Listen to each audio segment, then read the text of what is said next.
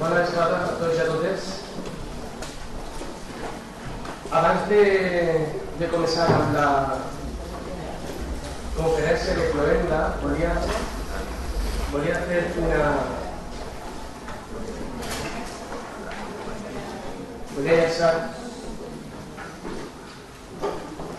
una convocatòria que té l'activitat que estem celebrant avui.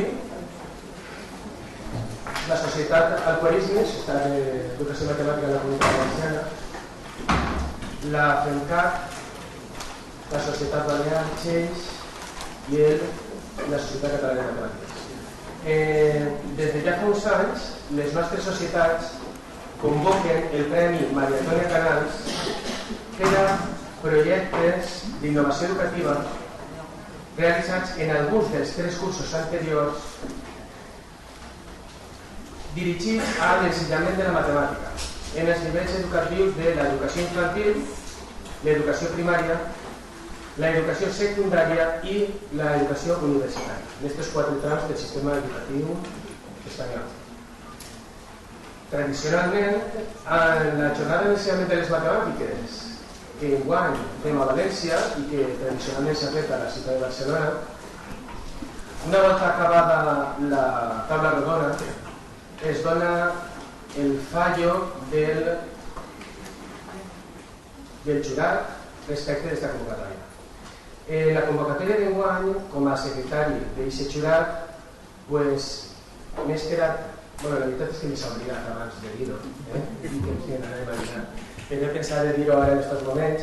Com a secretari del jurat he d'anunciar-vos que el premi enguany queda desert. Queda desert perquè sols hem rebut una proposta d'una etapa educativa, la qual cosa ens dona peu a reflexionar respecte de per què passen aquestes coses. No sabem si és per la falta de difusió que li donem al Premi Maria Antònia Canals o perquè el premi és desconegut o perquè no n'hi ha cap persona que s'engresqui en contar alguna cosa que segur que és un treball interessantíssim que està fent per als seus alumnes, però li dona massa treball el passar-ho d'una manera estructurada i formalitzada a presentar-ho com a un candidat al premi.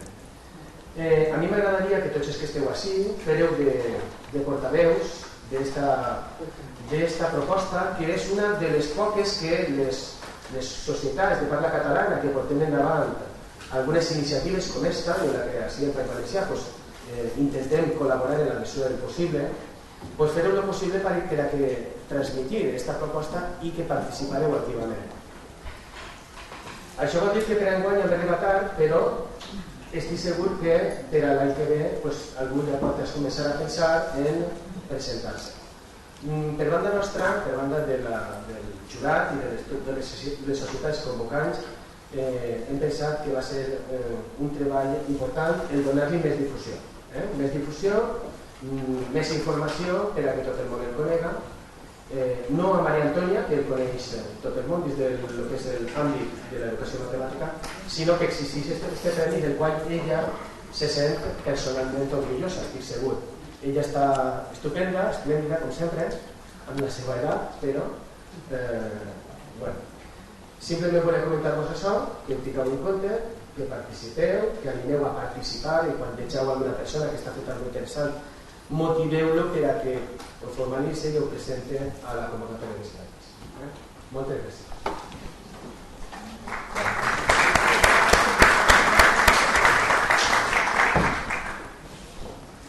Abans de començar, per favor, tots els membres de l'equip organitzador, científic, col·laboradors, pàgina web, quan tanquem les jornades, per favor, s'espereu 5 minuts, d'acord?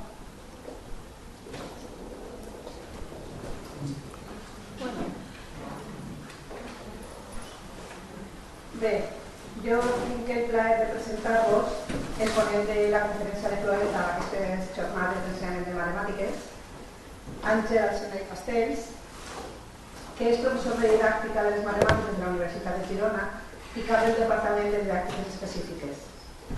Ha publicat nombrosos llibres i articles científics sobre qüestions de l'educació matemàtica i ha portat a terme múltiples activitats de formació permanent del professorat de les matemàtiques en tot l'estat espanyol i en Amèrica Llatina. Les seves línies d'investigació a l'Institut de Recerca Educativa de la Universitat de Girona, amb el grup Educació, Infància i Connexions, estan centrades en l'ensenyament i aprenentatge de les matemàtiques a les primeres edats, en la formació inicial i permanent del professorat de matemàtiques i en un aprenentatge de les matemàtiques realista i reflexiu. De manera que és segur que Àngel ens farà reflexionar amb aquesta conferència que té per títol Dels llibres de text als contextos reals, un itinerari necessari per fomentar la competència matemàtica a les primeres edats. Us deixo amb ell. Perfecte, doncs molt bé, moltes gràcies i bona tarda. En primer lloc, donar les gràcies a totes les federacions, associacions, balear, catalana, valenciana, per suposat, que han fet possible que aquesta tarda estigui aquí compartint aquesta estona amb tots vosaltres. Per mi és un honor, és un gust i és un honor també poder-ho fer-ho aquí en terres de València.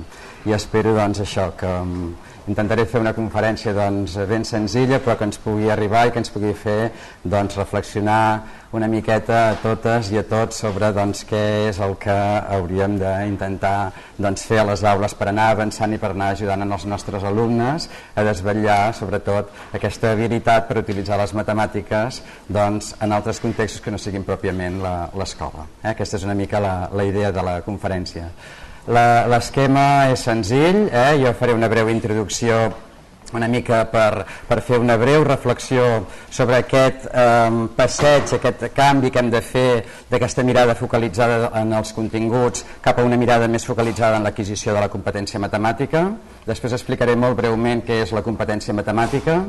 Intentaré respondre a la pregunta complexa de com podem ajudar als nostres alumnes, als nens i nenes, per anar desenvolupant la seva competència matemàtica. Veurem algunes idees, algunes orientacions per poder gestionar, dissenyar activitats matemàtiques competencials a l'aula. Ensenyaré algunes activitats que es fan a l'aula ja en aquesta línia més competencial per veure que això és una realitat i que realment hi ha moltes escoles que ja estan portant a terme activitats que són molt engrescadores i que parteixen d'aquesta visió més realista de l'ensenyament de les matemàtiques. I per tant, anem a començar. Aleshores, per començar jo volia situar una mica d'on venim. Jo crec que si observem aquesta imatge tots estem situats, oi? Venim de pràctiques d'ensenyament de les matemàtiques que estan molt basades en la repetició i en la memorització. Fixeu-vos, això són activitats típiques, tradicionals d'aules d'educació infantil, en les quals s'associava l'ensenyament dels números, sobretot a resseguir el traç dels números, o l'ensenyament de les formes, a reconèixer formes, a més en posicions estereotipades. O, si seguim en primària i secundària, les pràctiques eren molt pràctiques de repetició, de pràctica d'algorismes, de la tècnica pròpiament de l'operació, perquè semblava que d'aquesta manera era com s'aconseguia, diguéssim, l'aprenentatge, però tot sempre en una situació d'ensenyament d'aprenentatge molt descontextualitzat. Bé, aquest tipus de pràctiques respon bàsicament a un currículum que estava orientat exclusivament a l'adquisició de continguts de numeració, de càlcul, de geometria, de mesura. Els d'àlgebra i els d'estadística i probabilitat els he posat, però normalment no hi arribàvem, perquè com que el currículum era lineal, i aleshores ja no s'hi arribava. Però en qualsevol cas el que es buscava era adquirir continguts, sobretot perquè els nens i nenes a l'escola sapiguessin fer bé exercicis i sobretot perquè els nostres alumnes a l'hora de fer un examen traguessin una bona nota. Bàsicament el que es buscava era això.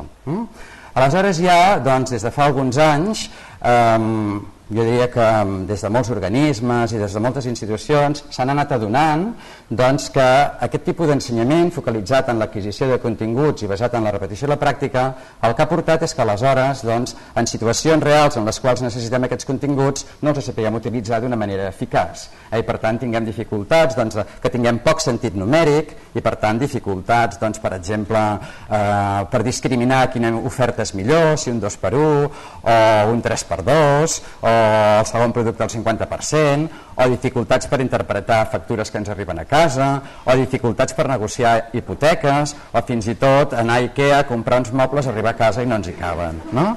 Això, doncs, són situacions que ara ens poden fer certa gràcia, però que són reals, que passen en el dia a dia i que ens estan indicant que hi ha un problema, hi ha, diguéssim, doncs una desvinculació entre allò que es fa a l'escola sovint i el que necessiten els ciutadans doncs, per viure en el seu dia a dia. Si anem a un terreny una mica més doncs, ja de la recerca en l'àmbit de l'educació matemàtica, no hi vull dedicar molta estona, però sí que vull explicar molt breument que fa poc hem fet un estudi en el context d'una tesi doctoral on hem comparat doncs, diferents tipus de metodologies que utilitzen els mestres a l'aula per ensenyar matemàtiques. Concretament hem comparat doncs, mestres que utilitzen doncs, una metodologia eminentment de llibres de text, amb mestres que utilitzen com a metodologia bàsicament els materials manipulables, amb mestres que utilitzen metodologies més, diríem, més d'investigació, d'activitat heurística a l'aula, en treball per projectes, en treball per racons, i hem fet una anàlisi tant del rendiment dels alumnes amb aquestes metodologies com el tipus d'ajudes que ofereixen els mestres prioritàries en aquests tipus de contextos d'ensenyament i aprenentatge. Aquest és una mica el disseny de l'estudi, que no l'explicaré però una mica doncs, que sapigueu que hem treballat doncs, amb 149 alumnes, amb 9 mestres, 3 típics de cadascuna de les metodologies, i aquí hi ha una primera diapositiva que vol reflectir els primers resultats sobre quins tipus d'ajudes ofereixen els mestres en funció de la metodologia, i veiem que bàsicament amb una metodologia, amb un enfocament més de destreses, no? Això de repetició, pràctica, per tant, en un context de llibre de text i tal, bàsicament el tipus d'ajuda que dona el mestre, els tipus d'ajuda més habituals, són bàsicament doncs, això, suscitar, fes, no? O informar o instruir. En canvi, en un context de manipulació, i continua de vegades havent molta activitat de suscitar, fes, però ja apareix el raonar, apareix el reflexionar, i en contextos realistes, sobretot, les ajudes més habituals dels mestres són ja el fet de provocar que hi hagi raonament, també suscitar, però que hi hagi una orientació, hi ha una orientació. I si analitzéssim més els rendiments dels alumnes, aquí hi ha un disseny quasi experimental, bueno, això és igual, però sí que ens n'adonem que el rendiment dels alumnes doncs, millora quan utilitzem metodologies doncs, més d'indagació, d'investigació, de raonament, d'activitat heurística, etc. Per tant, aquí ens està donant unes pistes, no? D'on venim, on estem actualment, i per sort tenim tota una colla d'organismes en aquests moments doncs, que ens estan alertant i ens estan dient: anem alerta a l'escola. El fet de que nosaltres a l'escola doncs, ensenyem molts continguts en els nostres alumnes, això no pressuposa que llavors els nostres alumnes sàpiguen utilitzar aquest contingut en els contextos de la vida quotidiana en els quals aquests continguts són necessaris. I ens ho diuen tant des de la OCDE com també des de l'àmbit ja de l'educació matemàtica, ens ho diu molt el Consell Nacional de Professors de Matemàtiques dels Estats Units. Per tant, en educació matemàtica és evident que tenim un repte. I el repte és desvetllar en els nostres alumnes l'alfabetisme matemàtic, desvetllar en els nostres alumnes la competència matemàtica. Tenim aquesta aportació, jo em moc molt en aquest model, lògicament hi ha altres models, però jo em moc molt en aquest model, que és un model que de fet ha tingut una molta repercussió en la majoria d'orientacions curriculars de molts països, tant d'Europa com de fora d'Europa, no? Que ens diuen una cosa que des del meu punt de vista és molt interessant i molt important. I ens diuen que a banda dels coneixements que en diuen de continguts matemàtics, hi ha uns altres tipus de coneixements que són fonamentals en la pràctica matemàtica, que són els processos de pensament matemàtic. Són els processos matemàtics de resolució de problemes, de raonament, de comunicació, de representació, de connexions. D'acord? Aleshores, jo crec que aquest matí ja s'ha estat parlant una mica sobre aquesta qüestió, i a mi m'ha encantat perquè deia això un dia perfecte, però l'èmfasi l'hem de posar ja en el que són els processos de pensament matemàtic. Per què? Perquè són les eines pròpies de les matemàtiques per fer activitat matemàtica. O sigui, fer matemàtiques a l'aula no és resseguir el traç de números, tampoc és identificar una figura geomètrica amb una posició estereotipada.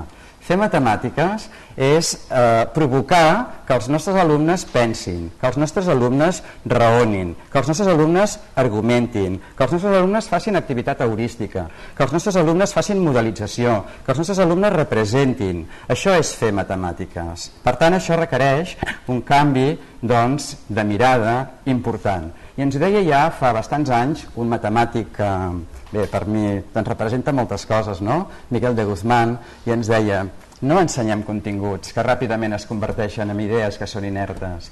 Dotem en els nostres alumnes d'eines que els siguin útils per la seva vida quotidiana. Aquesta és una frase, la resumeixo, no la llegiré tota, però que d'alguna manera ja posa l'èmfasi en aquesta visió, no?, de dotar en els nostres alumnes d'eines perquè puguin utilitzar el coneixement matemàtic en aquells contextos en els quals el coneixement és necessari, i no només per resoldre un exercici, no només per treure una bona nota en un examen. I per tant la idea és aquesta. La idea és que quan nosaltres treballem de manera interrelacionada els continguts amb els processos matemàtics és quan afavorim aquesta comprensió i és quan estem desvetllant la competència matemàtica dels nostres alumnes, l'alfabetisme matemàtic. Molt bé. Molt breument, perquè tampoc em vull aturar en qüestions més teòriques, i crec que tots hem ja sentit a parlar de la competència matemàtica, però sí que volia anar una mica en els grans, diguéssim, referents en l'àmbit de la competència matemàtica. Tenim, per exemple, Mogens Nys, que va ser una de les primeres persones que va impulsar aquesta idea. Ja sabeu que la idea de competència ve del món empresarial, però en qualsevol cas Mogens Nys ens deia que la competència matemàtica és ja l'habilitat per comprendre les matemàtiques, fer ús de les matemàtiques i valorar les matemàtiques en una varietat de situacions en les quals les matemàtiques juguen o poden tenir un paper. Per tant, fixeu-vos que ens en anem fora de l'escola. O sigui, no estem parlant exclusivament situacions escolars, estem parlant de treballar matemàtiques a l'escola per fer-la servir d'una manera comprensiva, d'una manera eficaç, fora de l'escola. Ell diferencia dos grans grups de competències matemàtiques que precisament incideixen en aquestes maneres de pensar de les matemàtiques. Per tant, resolució de problemes, raonament, representació, simbolització, modelització, etc. Si ens anem a l'altre gran referent en competència matemàtica, que és el marc del projecte PISA de la OCDE, tenim també una definició bastant similar de competència matemàtica que ens diu que és la capacitat d'un individu per identificar i entendre el paper que les matemàtiques tenen al món, que ens serveix per fer judicis ben fonamentats i que per usar i implicar-se en les matemàtiques en aquells moments en què es presentin necessitats per la seva vida individual com a ciutadà constructiu, compromès i reflexiu. Per tant, altra vegada es torna a posar l'èmfasi en situacions que surten de fora de les parets de l'escola. Per tant, tenim també tota una colla de subcompetències, les 8 competències matemàtiques de fet del projecte PISA, que també giren al voltant d'aquests processos de pensament matemàtic, de resolució de problemes, de raonament, de comprovació, demostració, representació del coneixement matemàtic, etc. Per tant, bé, aquí simplement, molt perquè visualment ho veiem, si ens veiem en vertical tenim les diferents competències o competències, però en horitzontal veiem que tots els organismes, tots els autors ens estan dient bàsicament el mateix, i és que hem de provocar o hem de treballar a través d'aquests processos de pensament matemàtic. D'acord? Fins aquí molt bonic, i aleshores ve la gran pregunta: i com ho fem això? I nosaltres com podem ajudar els nostres alumnes realment a desenvolupar la competència matemàtica? Aquesta és una pregunta complexa i per tant la resposta no pot ser senzilla. La resposta també ha de ser complexa, té complexitat la resposta. Tampoc pot ser, diguéssim, considerar un únic aspecte, un únic factor, sinó que hem de considerar molts factors.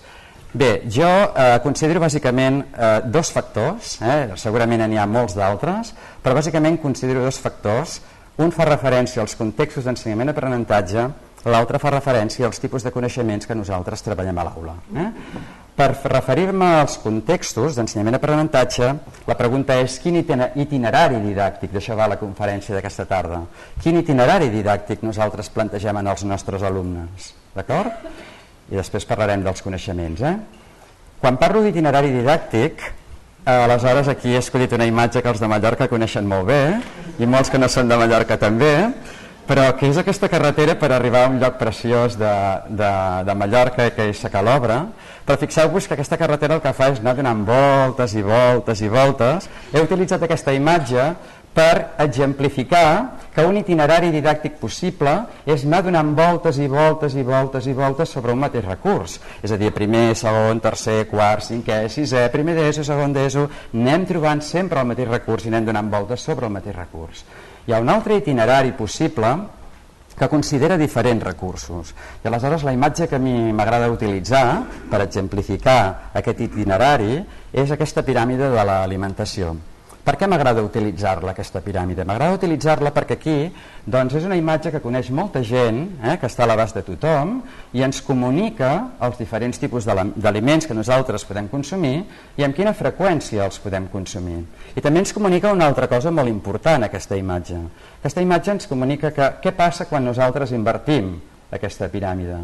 Quan invertim aquesta piràmide de l'alimentació, el que ens passa és que o bé emmalaltim, o ens engreixem, o agafem malalties cardiovasculars, etc. etc. Doncs en educació matemàtica passa exactament el mateix. Hem de tenir present que no tots els nostres alumnes aprenen de la mateixa manera. Aquesta és una qüestió molt important que hem de tenir present si realment volem ser professionals de l'educació matemàtica, i que també hem de tenir present que hem de seleccionar aquells recursos, aquells contextos que s'adiuen més a les necessitats dels alumnes en cada moment del seu estadi evolutiu. I per tant, fent el símil amb la piràmide de l'alimentació, vaig dissenyar aquesta imatge que també és molt senzilla, que és la piràmide de l'educació matemàtica, en la qual es recullen diferents contextos d'ensenyament i aprenentatge possibles. Tenim a la base situacions de vida quotidiana, tenim materials manipulables, tenim recursos lúdics, tenim recursos literaris, tenim recursos tecnològics, tenim recursos gràfics. El que està comunicant aquesta piràmide de l'educació matemàtica és que tenim a la nostra disposició tots aquests recursos i que el que ens està realment comunicant és la freqüència d'ús que hem de fer d'aquests recursos en funció de les necessitats dels nostres alumnes per aprendre. Per tant, no es descarta cap recurs. No estem dient que hem de cremar els llibres de text. El que sí que estem dient és que si nosaltres invertim la piràmide de l'educació matemàtica i focalitzem les nostres pràctiques en activitats descontextualitzades de llibre de text, de quadern d'activitats, és molt possible que provoquem el mateix que provoca la inversió de la piràmide de l'alimentació. Quan la invertim emmalaltim. Quan invertim la piràmide de l'educació matemàtica, el que fem és provocar desmotivació, desinterès en els nostres alumnes en general. D'acord? Aquesta és una mica la idea d'aquesta imatge. En relació al segon aspecte, els tipus de coneixements, des del meu punt de vista penso que és fonamental tenir presents els continguts, però sobretot tenir present que aquests continguts els hem de treballar a través dels diferents processos de pensament matemàtic. I és així com realment nosaltres ajudarem en els nostres alumnes, en els nostres estudiants, a que vagin desvetllant la competència matemàtica. Només si tenim clar que treballarem continguts de geometria, de mesura, d'estadística, probabilitat, d'àlgebra, del que sigui, a través de la resolució de problemes, del raonament, de la comunicació, de la representació, de les connexions. Per tant, afavorint que els nostres alumnes comuniquin, afavorint que els nostres alumnes representin, afavorint que els nostres alumnes argumentin, que expliquin, que comparteixin, que els provoquem reptes, etc. Aquesta és una mica la idea. Per tant, no em vull allargar molt, però penso que per anar-nos professionalitzant cap a aquesta nova mirada que ens han dit tant però que moltes vegades no ens han donat les eines per poder-ho fer, crec que hem de tenir algunes idees clau. Vaig a fer una síntesi, molt síntesi, de qüestions que des del meu punt de vista són fonamentals, moltes de les quals ja s'han dit aquest matí. Jo penso que ha estat un matí excel·lent i que s'han dit moltes coses, però sí que m'agradaria fer una síntesi. Per exemple, en resolució de problemes. Si parlem de resolució de problemes, no estem parlant d'exercicis d'aplicació, són dues coses absolutament diferents. I la resolució de problemes implica pensar. Dèiem aquest dematí, i estic absolutament d'acord, que la resolució de problemes serveix per crear nou coneixement.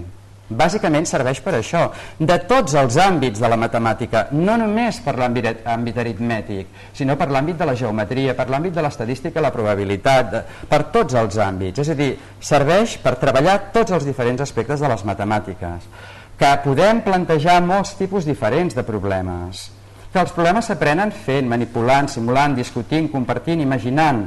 Hem de trencar amb l'estereotip que molts dels nostres alumnes van aprenent a mesura que van avançant en l'escolaritat, que fer problemes és fer una suma, una resta, una multiplicació, haver una divisió, en la qual hem d'operar tots els números que hi ha, de vegades fins i tot el de l'enunciat, perquè al final ja no discriminen, no? Per tant, una mica...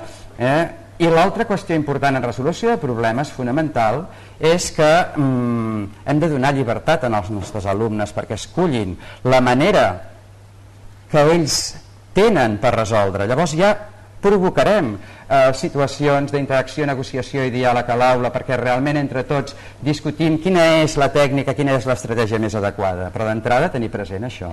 En raonament a prova fonamental també tenir molt clar que lògicament, jo parlo molt des de l'educació infantil, des de l'educació primària, els primers raonaments lògicament són de tipus inductiu, llavors ja anirem fent, basats en l'experiència, llavors ja anirem fent altres tipus de raonament més deductiu, però bàsicament els primers raonaments són inductius.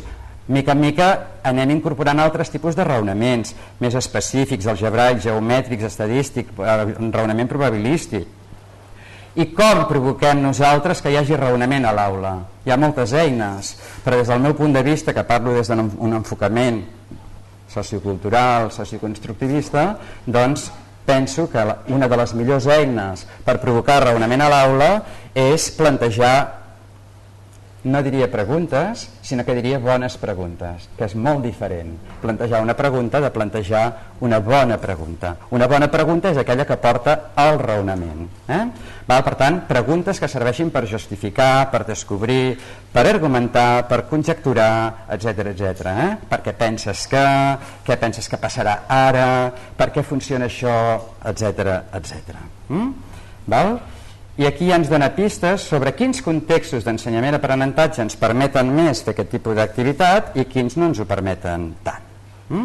La comunicació és fonamental a l'aula de matemàtiques. Hem d'entendre, evidentment, les matemàtiques com un llenguatge que ens permet comunicar-nos, per tant hem de trencar amb l'estereotip que les matemàtiques són exclusivament un llenguatge simbòlic. Efectivament, una de les finalitats de les matemàtiques és representar simbòlicament la realitat que es concreta i per tant podem arribar el que seria el llenguatge simbòlic, el llenguatge algebraic, però abans hi ha el llenguatge oral, hi ha el llenguatge escrit, etc., que l'hem d'utilitzar molt a la classe de matemàtiques per realment co-construir coneixement matemàtic entre tots, perquè tots tenim coses a dir a l'aula. Per tant, processos d'interacció, negociació, diàleg a l'aula. Les connexions fonamentals, deia jo al començament de la xerrada que venim d'un enfocament en el qual fèiem numeració, càlcul, geometria i al final potser hi havia una mica d'estadística, probabilitat o àlgebra així, però com que fèiem lineal no hi arribàvem i no ho tocàvem i cada any passàvem de curs i no hi havia maneres. Hem de trencar amb aquesta visió. Les matemàtiques és un cos cohesionat de coneixement, on tots els continguts estan relacionats entre ells, on els continguts i els processos estan relacionats entre ells, on les matemàtiques estan relacionades amb altres àrees de coneixement. Per tant, hem de tenir una mica també aquesta visió. La representació, també ho han dit moltíssim, és fonamental, per què? Perquè si no hi ha... És a dir, sense representació no hi ha comprensió. Vull dir, per poder realment comprendre hem de representar. En el moment que els nostres alumnes representen, ens estan obrint la seva ment de què és el que tenen aquí dintre. I per tant hem de provocar constantment que hi hagi representació del coneixement matemàtic, després ho veurem amb exemples. Aquesta representació, també des d'aquest model de l'educació matemàtica realista en el qual jo també em situo, doncs passa per un procés d'abstracció progressiva. Per tant, no podem demanar nosaltres d'entrada als nostres alumnes, tinguin 4 anys o en tinguin 10, que la primera representació sigui abstracta, sigui simbòlica. La representació és progressiva i les primeres representacions són concretes.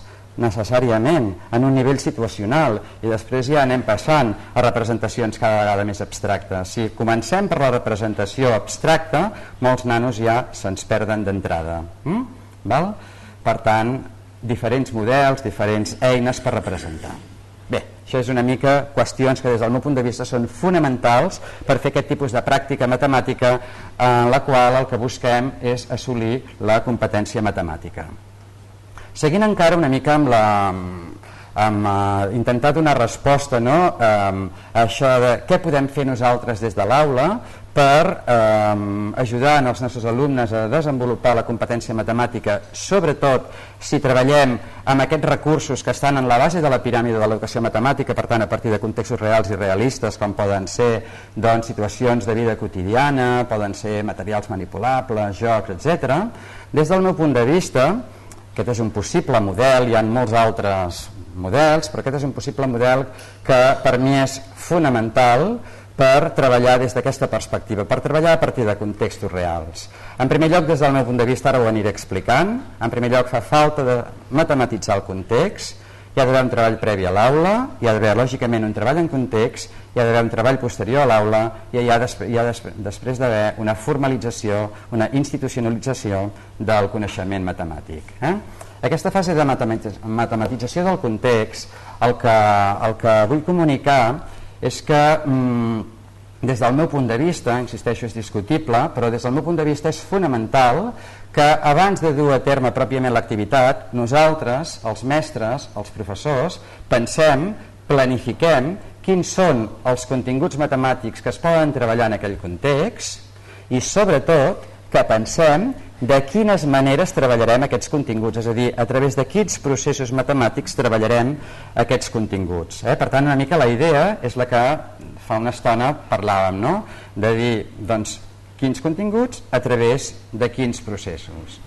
Una altra qüestió fonamental que teòricament jo crec que tothom té assumit, no? Però que de vegades a la pràctica potser per qüestions de calendari, de ritmes, així oblidem, però que és fonamental, és tenir en compte els coneixements previs que tenen els nostres estudiants, els nostres alumnes. O sigui, des del meu punt de vista és inconcebible començar una activitat de formació sense primer saber què saben les persones que nosaltres volem formar.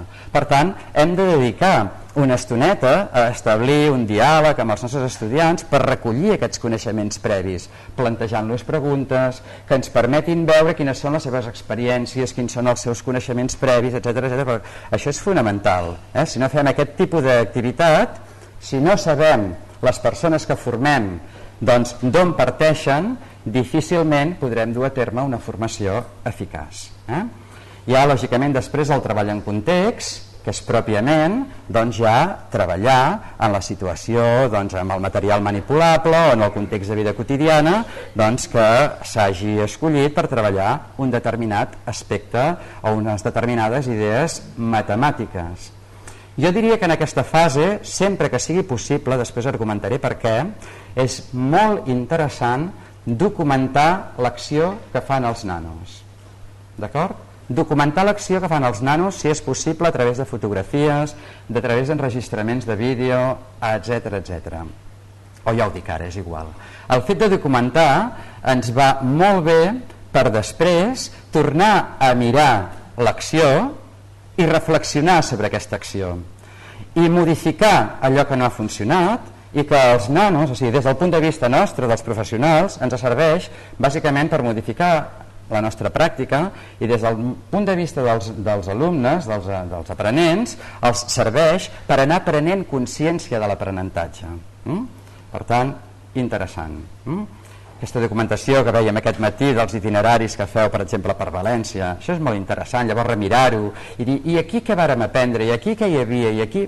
Perquè això fa emergir i fa prendre consciència del coneixement. El treball posterior a l'aula va també en aquesta línia, és a dir, es tracta de revisar aquest treball que hem fet en context per ajudar els nostres alumnes a que realment prenguin consciència d'allò que s'ha après en context. a partir del que porta un, a partir del que porta l'altre i a partir del que porta el tercer. És a dir, entre tots fem aquest treball de vestimentada col·lectiva, de coconstrucció de coneixement matemàtic a l'aula, d'acord? Per tant, diàleg i representació en el paper d'allò que hem après. I necessàriament, a mesura que anem avançant de nivell, hem de demanar ja una formalització, una institucionalització del coneixement. Hem de demanar que els nostres alumnes siguin capaços d'expressar, ja per suposat en llenguatge simbòlic, tot allò que hem vist en context. Perquè no hem d'oblidar que, tot i que treballem en context, una de les finalitats de les matemàtiques és que representem simbòlicament la realitat, que és concreta, ja ho he dit, i per tant no hem de tenir o no hem de deixar mai de banda aquest aspecte. Bé, ara sí, doncs, anem a veure alguns exemples d'activitats que portem a terme en escoles, tant en aules d'educació infantil i en aules d'educació primària, amb aquest enfocament, amb aquest model, i bàsicament aquestes activitats són unes activitats seleccionades de moltes altres, però bàsicament és per comunicar que realment s'està treballant d'aquesta manera amb molts bons resultats. La primera activitat és una activitat de nens de 5-6 anys. Els que em coneixen saben que m'apassiona treballar en totes les edats, però en l'educació infantil especialment. És una activitat que vàrem fer a l'Escola Balandrau de Girona, i l'activitat consisteix en fer una visita al mercat, a un dels mercats que hi ha a la Devesa.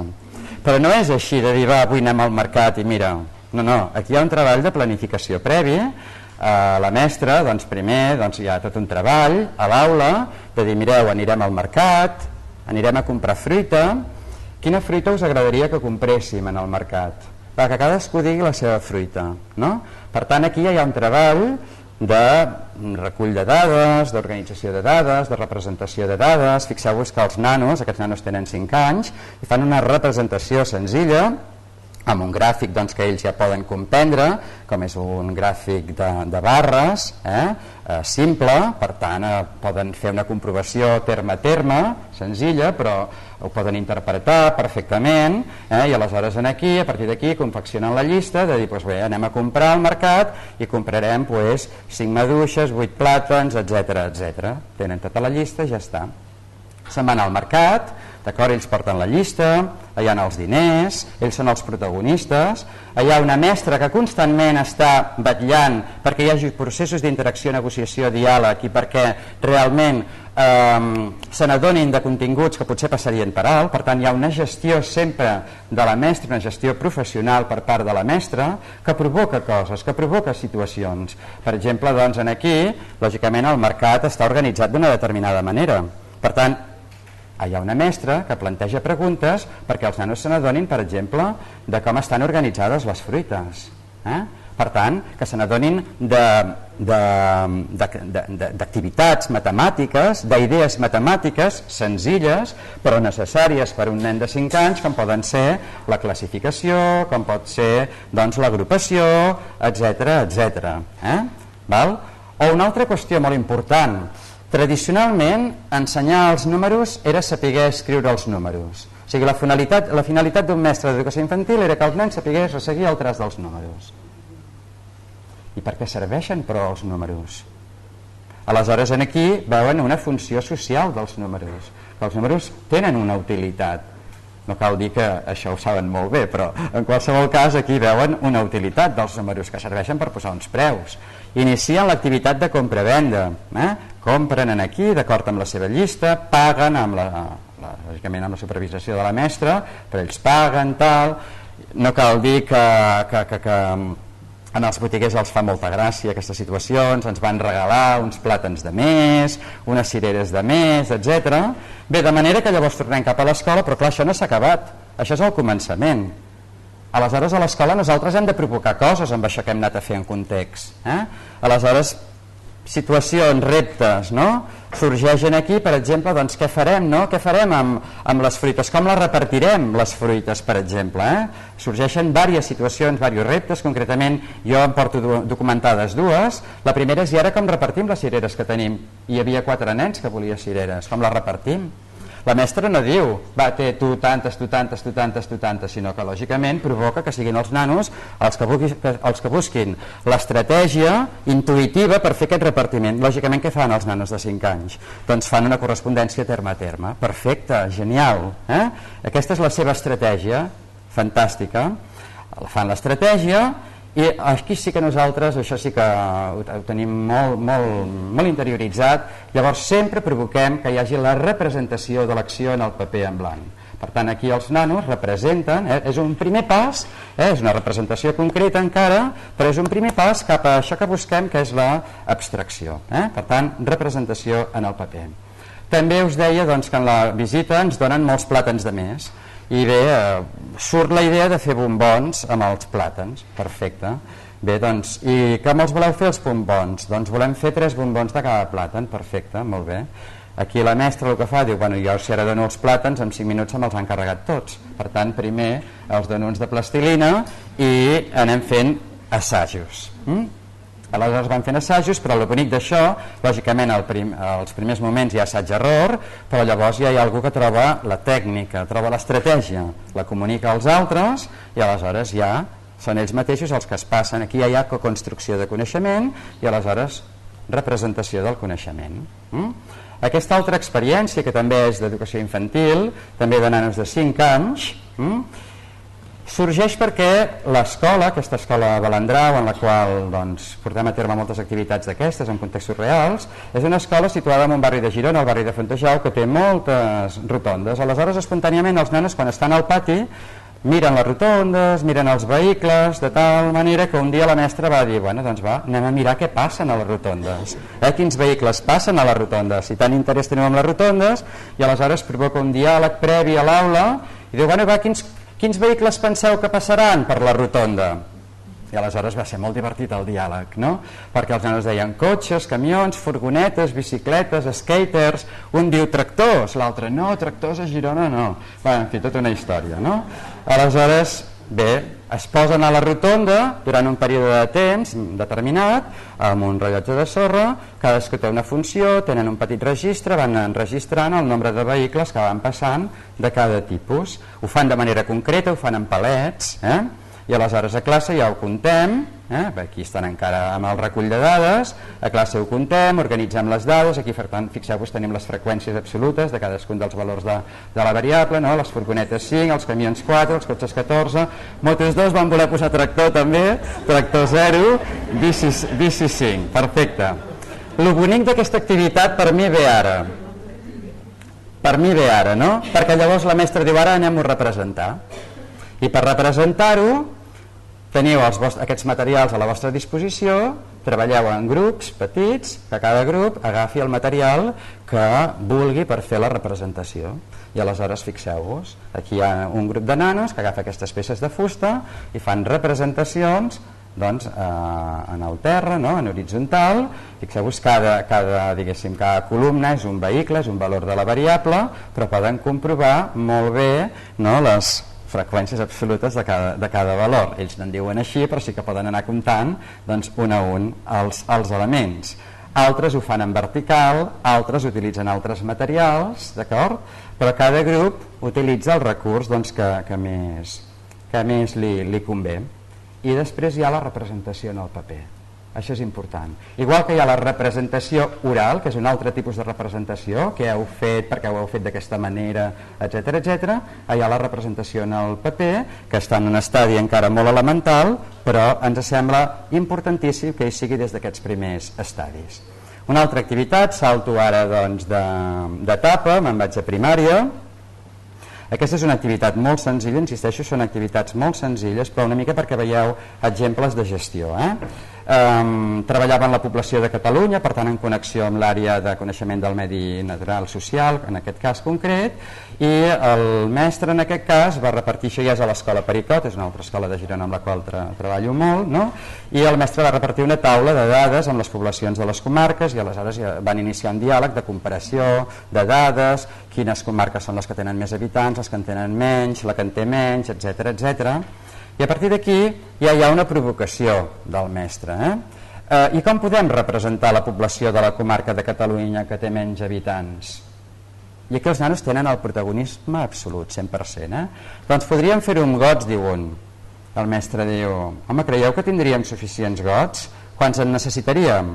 És la comarca, em sembla que era de l'Alta Ribagorça, 4.235 són molts gots, no tindríem prous gots. I un nen diu, i si fem boletes de plastilina? Bueno, doncs anem a intentar fer boletes de plastilina. Com haurien de ser les boletes? Totes de la mateixa mida, d'acord? Doncs acordem entre tots la mida, hi ha processos constantment hi ha processos de comunicació, de raonament, etc etc. Es posen en grups de 4, comencen a fer boletes de plastilina, val? I ja de seguida diuen, ui, això és mai no acabar. Perquè diu, bueno, com a mínim anem-nos a organitzar una miqueta, no? Un d'ells diu, va, anem a fer grups de 50 perquè ens serà molt més fàcil de comptar, perquè si no és que ens descomptarem, això seria un desastre. Bueno, van fent boletes, i al final, o sigui, per moltes boletes que fan, doncs no fan les 4.000 i escaig, però surt una cosa molt interessant. Clar, el mestre diu, un alumne diu, no hem tingut temps de fer totes les boletes. Aquí he posat uns asteriscs en vermell perquè aquesta documentació que jo ara estic ensenyant aquí, llavors ens la remirem amb els mestres. I aquí hi ha un asterisc en vermell perquè vam fer una apreciació molt interessant. I és que vam dir, home, una possibilitat, que és allò que us deia de la reflexió a partir de l'acció, una possibilitat hauria estat buscar un altre model que ens servís per, de manera fàcil, representar això. Quin hauria estat, per exemple, un altre tipus de model senzill per representar això? Doncs, per exemple, l'àbac, no? Per exemple. Per tant, discutim aquest tipus de coses. A posteriori, això és interessant perquè et permet reformular la pròpia pràctica. Per qualsevol cas, aquí estàvem al tema de les boletes, no? I aleshores diu, clar, un nano diu, ara no podrem saber fins on arribaria la recta de les 4.000 i escaig boles, no? I el mestre, i què podríem fer si volguessin descobrir la llargada de la recta? I per tant, ja surt un nano que troba una estratègia bona i diu, home, podríem mesurar amb una cinta el que ocupen 50 boletes i a partir d'aquí fer l'extrapolació, m'explico, i ja saber doncs, quan necessitaríem per 4.000 boletes. És una estratègia interessantíssima, de tipus inductiu també, però és interessantíssima, d'acord? I aleshores aquí ja fan les seves comprovacions i tal. O aquesta és altra activitat que és de 6è de primària, en tinc, insisteixo, moltes altres. Aquesta escola està començant a treballar amb aquesta metodologia, anem començant, però tenen moltes ganes d'anar-s'hi endinsant i d'anar-hi introduint de manera sistemàtica, perquè l'altra cosa que volia comentar és que això no ha de ser anecdòtic, és a dir, això no ha de ser una pràctica que fem una vegada al curs per dir, mira, no, això ha de ser una manera habitual de treballar en qualsevol cas, no? Bé, aquí una mica sorgeix la idea de per què les abelles construeixen les seves bresques en forma hexagonal i a partir d'aquí es decideix fer un treball interdisciplinari amb els hexàgons com a fil conductor i per suposat aquí sempre hi ha el paper protagonista dels alumnes. Hi ha tot un treball de conjunt de mestres de diferents àrees de coneixement que diuen treballarem aquesta idea hexàgon des de les diferents disciplines. El primer que fan és un treball previ a l'aula i per tant plantegen la pregunta directament perquè creieu que les abelles utilitzen la forma hexagonal per construir les seves bresques, per tant hi ha tot un treball de recollir coneixements previs dels alumnes. Quina altra forma penseu que podrien fer servir, de quina manera podem comprovar les nostres hipòtesis, i surten coses ja interessants d'entrada. Ens surten coses interessants com per exemple les abelles utilitzen la forma hexagonal perquè és més fàcil de fer per elles, O bé podríem fer servir pentàgons i així seria més ràpid de construir perquè només haurien de fer 5 costats. Per tant, ja hi ha idees intuïtives, per exemple, de tessel·lació del pla, etc. Ens en anem a veure les abelles, per tant, visitem un apicultor, ens mirem les bresques de les abelles, d'acord? Observem la tessel·lació amb hexàgons i aquí ja arribem a una primera conclusió, que les abelles fan servir la forma hexagonal perquè d'aquesta manera aprofiten més la superfície. De moment estem aquí. Perfecte. Des d'altres disciplines també treballem la mateixa idea matemàtica. Per tant, la construcció, en aquest cas de polígons, no només hexàgons, sinó triangles, quadrilàters, pentàgons, etc. I aleshores la consigna és que se'ls dona una corda, tots de la mateixa longitud, i se'ls diu que han de sortir al pati a construir, doncs, figures geomètriques, polígons, d'acord? En aquest cas polígons regulars. I la idea que els alumnes són els vèrtexs. Aleshores aquí comencen a construir, van resseguint, una mica i comencen a calcular el perímetre. Aleshores és interessant documentar les estratègies que fan servir per calcular el perímetre. N'hi ha que mesuren costat per costat, n'hi ha que diuen, això de mesurar costat per costat, mira, saps què? Agafem el nano més alt del grup, el mesurem amb ell i aleshores fem servir aquesta mesura diguéssim, per anar calculant el perímetre.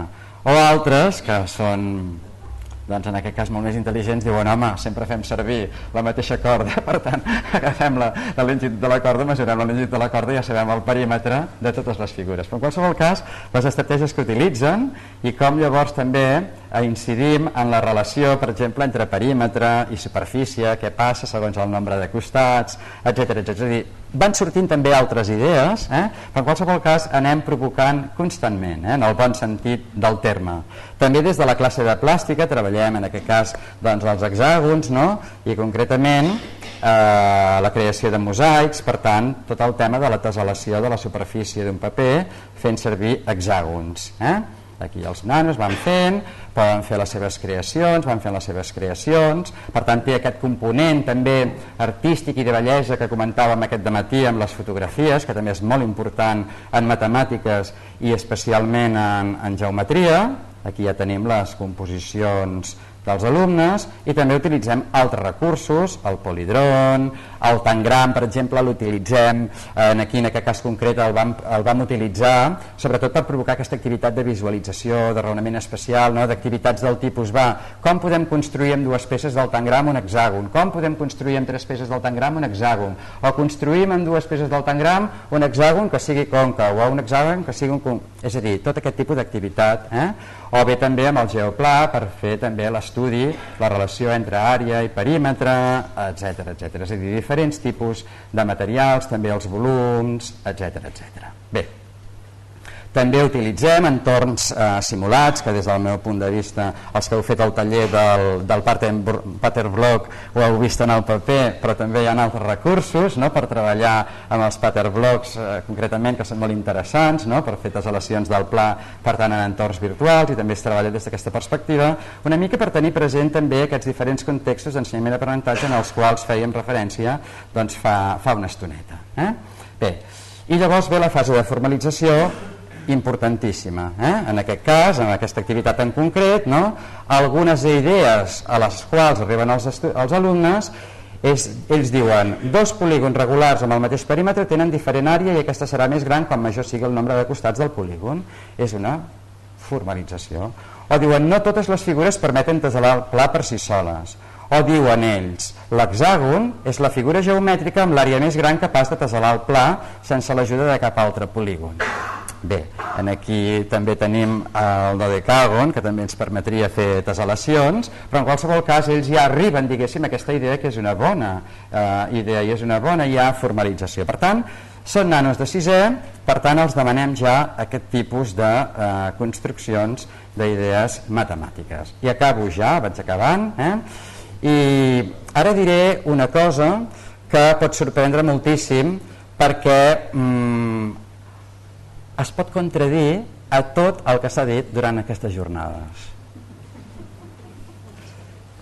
I és que els diferents contextos d'ensenyament i aprenentatge de les matemàtiques, siguin situacions de vida quotidiana, materials manipulables, TICs, etc., no contribueixen per ells mateixos al desenvolupament de la competència matemàtica.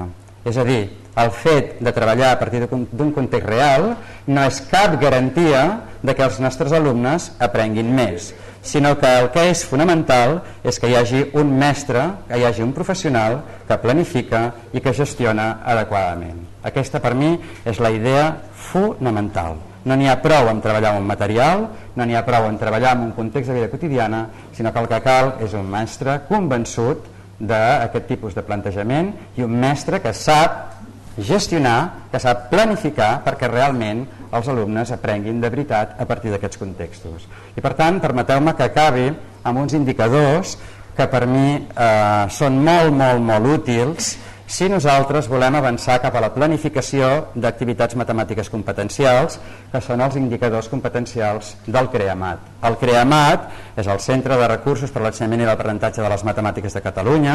Podeu trobar a la seva web infinitat de recursos, d'activitats, etc. Però aquests indicadors, per la seva senzillesa, són molt potents per tenir una orientació a l'hora de dur a terme bones pràctiques matemàtiques a l'aula. I són unes preguntes molt senzilles amb unes respostes molt complexes. És una activitat que té per objectiu respondre una pregunta o resoldre un repte. Jo pregunto si la primera diapositiva que jo he mostrat en la conferència d'aquesta tarda, aquelles imatges, què hauríem de respondre aquí? Permet aplicar coneixements adquirits i assolir nous aprenentatges? Ajuda a relacionar coneixements diversos dins de les matemàtiques i amb altres matèries? És una activitat que es pot desenvolupar de diferents maneres i estimula la curiositat i la creativitat de l'alumnat? Pel que fa a la gestió, es fomenta l'autonomia i la iniciativa de l'alumnat? S'intervé a partir de preguntes adequades més que amb explicacions? Es posa en joc el treball i l'esforç individual, però també el treball en parelles o grups per tal de dialogar, argumentar, convèncer, consensuar? Implica raonar sobre el que s'ha fet i justificar els resultats? I finalment, s'avança en la representació de manera cada vegada més precisa i s'usa progressivament el llenguatge matemàtic més adequat? Volia anar una mica més enllà i volia que ens detinguéssim una miqueta en què és el que hi ha amagat al darrere d'aquestes preguntes, d'aquests indicadors. I si gratem una miqueta, si esmicolem una miqueta aquestes preguntes, veurem que al darrere d'aquestes preguntes no hi ha res més que els processos de pensament matemàtic de la incipient, que són la resolució de problemes, la comunicació, la representació, les connexions, el raonament i la prova. D'acord? Bé, i fins aquí, moltes gràcies. He acabat.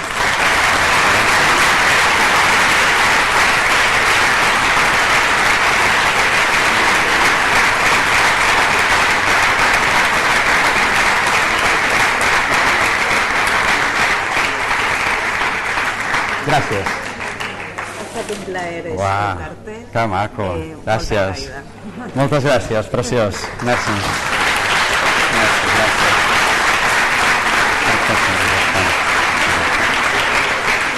Bueno, doncs no sé... Bé, espera.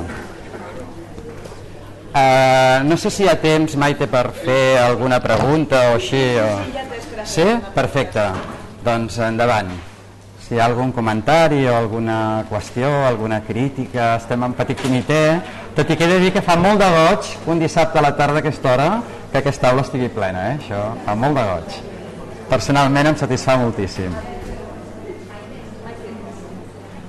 Podria fer la pregunta jo. No sé si hi ha alguna pregunta, si no faig jo una. Una pregunta, vale, perfecte. Endavant.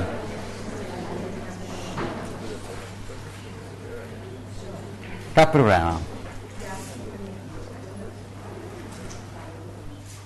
Enhorabuena, ha sido muy interesante y muy motivador.